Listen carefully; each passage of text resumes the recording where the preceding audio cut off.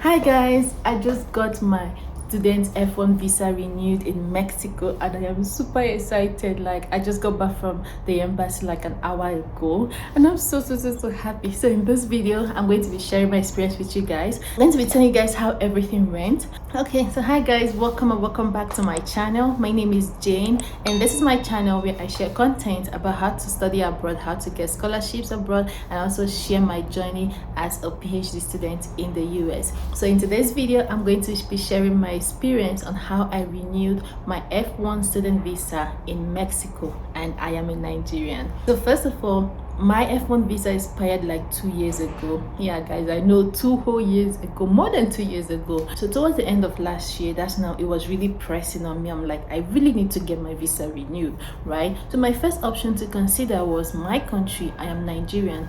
I tried Nigeria. I applied to renew my visa in Nigeria. I paid the visa application fee. I did everything.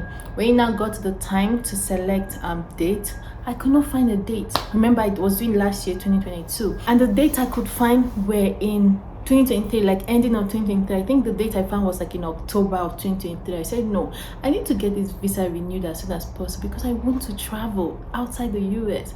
So the next option I had was to apply to Canada. So I started by, first of all, getting a Canadian visa. I'm going to make a video on how I got that visa. So if you're not yet subscribed to my channel, there's an opportunity for you to subscribe and click the notification bell so that once I post a video, you'll be notified. So let's get back to it. So I first of all applied for my Canadian visa, which was approved. I now applied to have my visa, my F1 visa, renewed in Canada. Canada now became worse. Unfortunately, I could not find any date. The date I found was ending of 2024, not even 2023. This is January 2023, and the only I was doing this in November, December last year, and the only date I could find was like in October of 2024. I'm like, of course it's not possible. By then I would have graduated. So I didn't know what to do. Then I now heard that I can actually renew my visa in Mexico. I'm like, yeah, really? Let's do this.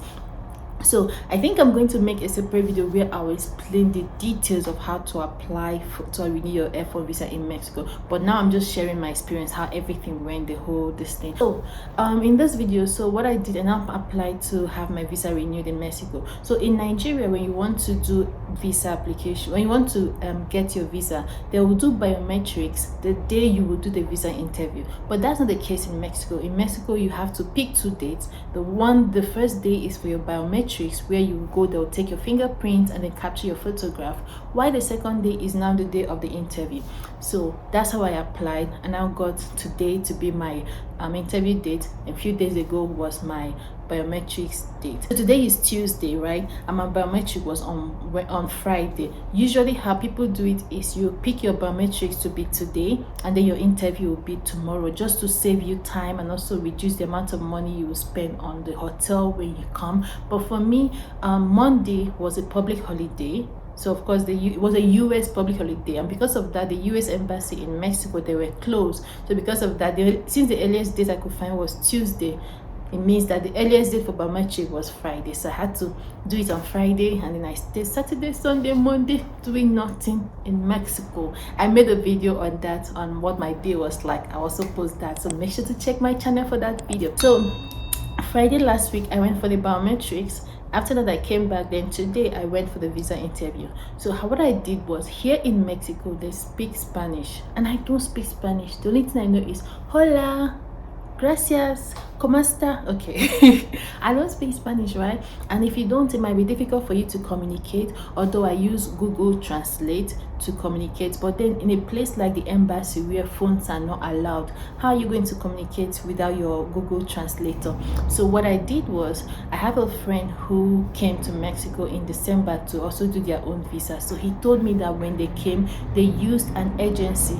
This agency, they can help you pay visa fee in Mexico. They can provide transportation for you, and they can also help you pay for your accommodation, that's your hotel. All you have to do is to tell them what you need, the package you need, and they'll tell you the amount and you pay. So what I did was, because I have a friend who was in Mexico, though she traveled the same day I was coming in, so but since she was here when I was applying, she helped me pay my visa fee, and that was done. So I needed the agency to do a transportation for me, so I paid for hotel by myself. I looked for hotel, though they can also help me get hotel, but I just felt like I want to use my hand to look for something that I really like. So I got a hotel by myself, I paid for it, but then the agency now took care of my transportation. They charged me $200 for transportation, and I think it's a really good deal, because it's not like they're just going to be Uber that will take me from where I want to go to my destination. They're actually helping me. Like my driver, when I got to my visa interview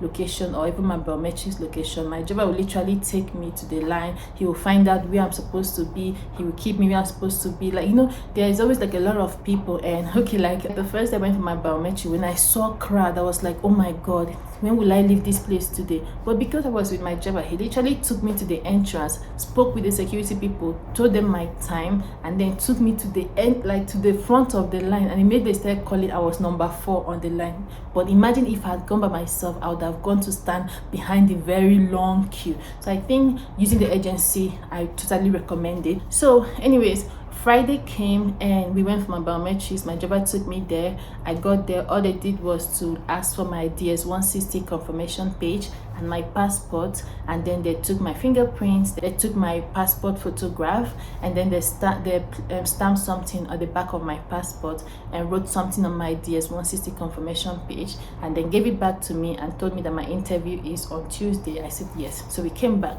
So today being Tuesday now, I now went for my visa interview. Of course, my driver took me. He also helped me to make sure I got to the right line, because there were like long line. Oh my god, guys, there were a lot of people there, like a lot of people, and I'm like the only black person there, and I don't speak Spanish, and every other person speaks Spanish. So it was going to be, it would have been difficult for me if I didn't go with my driver. So the driver literally like took me there, ask questions to know where I'm supposed to stand. He took me to the right line, that because they were like standing according to the time of your interview. So he asked them, they were all speaking Spanish. He told me where to stand. I stood there, and he also held my handbag and my phones for me, because you can't go into the embassy with handbag and phone. So I now stood on the line. As we were standing there, somebody now came to meet us and said, when it gets to your turn, you will show them your passport, your DS-160 form. And since I'm a student, they also asked for my I-20 and gave me a number. We now passed that doors to move. We got to the second stage. That's where we do the screening, you know, like to pass the security door. Then we now go to the next stage. The next stage, they collected all my documents again, looked at it, and then put them all together. I used a rubber band to like band everything together. I said, go to the next stage. The next stage, they took my left fingerprint again. I don't know why, but they were taking fingerprints of everybody. Maybe I'm thinking probably they're trying to see if it matches with the one you did in your biometrics. I don't know. And after that, you now go to stand in the main line, where you now stand and wait to see a visa officer for your interview. So the line was long, guys. There were more than 100 people there, and I was just standing. The line was moving. I look around, I was the only black person there. I stood. That's how I was just standing, guys. The line was moving. I was like in the middle of the line, so assuming we're like 100. So let's say I was like number 50, number 60 kind of ish. One of the security people just came to me. I was like, hey, you. I thought, she said, come out. I'm like, okay, what's going on? As I just came out, she just carried me, say I should go to window 3. I'm like she literally made me skip the line, guys. I don't know why. I don't know, maybe because they know I speak English. Probably the person they took me to, the person that attend to English people, I don't know, but she said just I should come out of the line and said I should go to window 3. It was now time for the interview. I met the lady. I said, hi, good morning. She said, good morning. She asked me, what am I here for? I said, oh, I'm here to renew my F1 student visa. She said, what am I studying in the US? I said, I'm a chemical engineering PhD candidate. She said, when will you be finishing your program? I told her when I'll be finishing my program. She said, okay. She now type. She now asked, how are you enjoying the US? That question I felt was tricky, because my mom was like, why is she asking me? If I say I'm enjoying it too much, will she not say, so you don't want to stay in the US, you don't want to leave? Or if I say I'm not enjoying it, she'll say, so what are you doing there? That question was tricky, so I didn't know what to say. So I was like, It's okay. I mean, I'm mostly doing research, so it's okay. That was what I said, guys. I came out of the interview, I was like, gee, you should have said more things.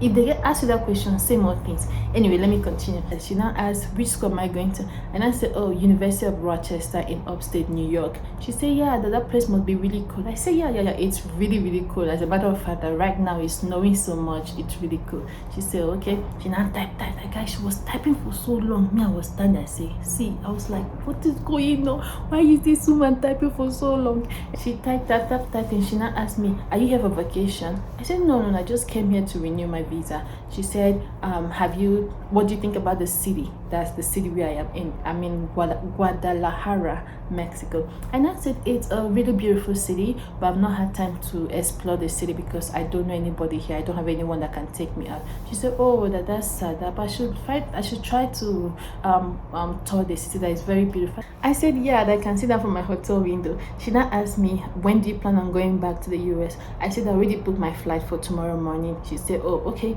that can I come back today after 3 p.m. to get my passport? I was like, yes, by all means. In my mind, I was like, even if you say I should call 12 midnight to collect this visa and passport and go, I will come. Anyways, she now gave me one piece of paper that I should come back after 3 p.m. to the same embassy to collect my passport. I was like, okay, thank you. I now left. So guys, I actually have not gotten the passport as I'm making this video. I came back like around after 10 because my visa interview was around 8:15. So I came back after 10. So I have 11, 12, 1, 2, 3, like 5 hours.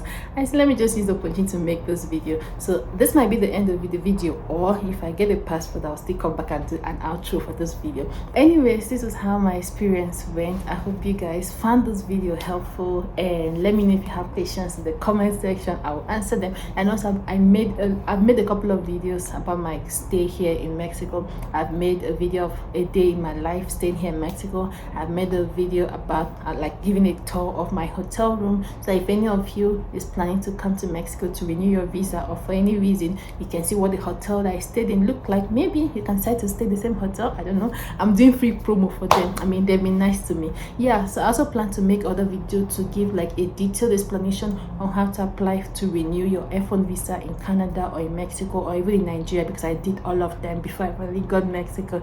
So yeah guys, thank you all so much for watching. If you've not subscribed up to this point, please click the subscribe button and make sure to like this video and share it with your friends and family that you know might be thinking of how to renew their F1 visa. Thank you. See you guys on that video. Bye.